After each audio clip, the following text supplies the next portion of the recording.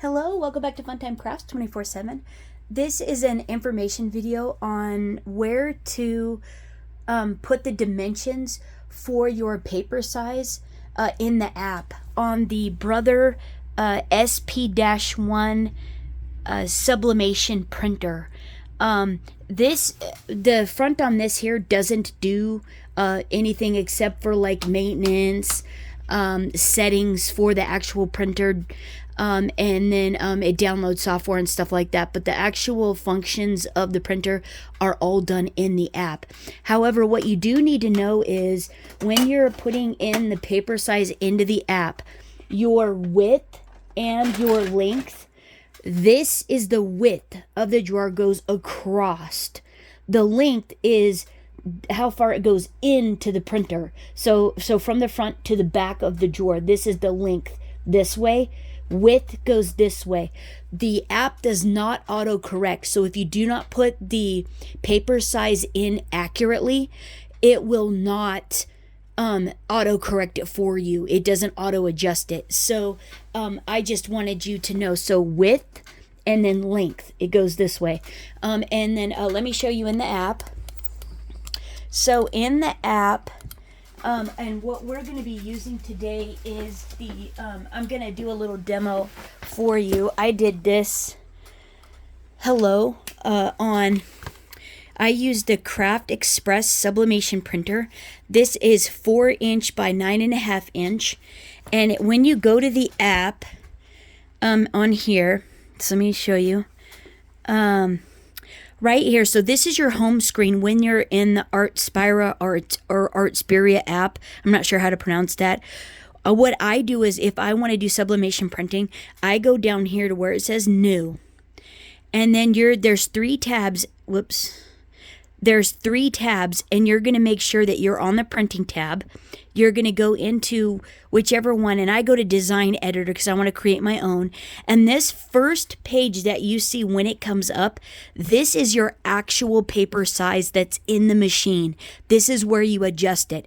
So if you do not see yours listed that you want to use, you can go right here to custom size.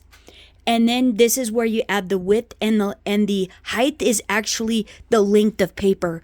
So your width is going to be 4 inches. Like if you're using this one, mine's 4 by 9.5. So I'm going to put 4 inches here. Let's see, backspace, and 4 inches in width. And then I'm going to do the height at, that one said 9.5. So 9.5 inches high. So the length, the depth, when it goes into the drawer, how long it is into the drawer is your height of the paper, the length into the drawer. So 4 by 9.5. And now I'm going to say next. Next. Oh, create. Haha. You have to put create. This, oh, see, and then it makes it the size of your paper is what shows up on the screen. So we're just going to do something simple like I did here, this hello. We're going to do a little text box. I'm going to do that again. I'll just say hello again right there. Oh, wait, maybe I should, not hell. How about hello? Okay, I'm going to say done.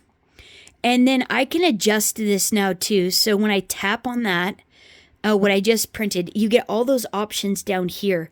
And you can change the color. Let's go pink. Yeah, let's do pink. Let's put a line around it. Let's go black. Yeah, let's do a black line. And then we're going to say we're done, so you hit the check mark.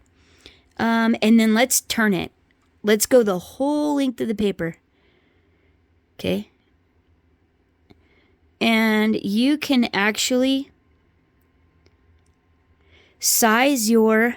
Where is the size? Oh. Where's the... Move? No, I don't need to move it. Rotate it. I don't want to flip it. Okay, so we're done. Hit the check mark. Change it? No. Font? Oh, size. So I guess, so say done. So if you want to change the actual size of the image that you're creating, you go to font. Or I imagine on the picture it's the same way. There'll be a size button. So this I can change the style of the font. this I can actually change the size. And then you also get character spacing as well. So like I want it to be, let's see, done. Let's see what it looks like. Oh, okay. So this says 3 inches high, it must be. So let's just go 3 inches instead. I don't have to use up all my ink just for this, right? So let's go size. Let's go down. Let's go 3 inches all the way down. So we're going to down, down, down, down, down, down, down, down, down. See, it's shrinking. Down, down, down, down, down.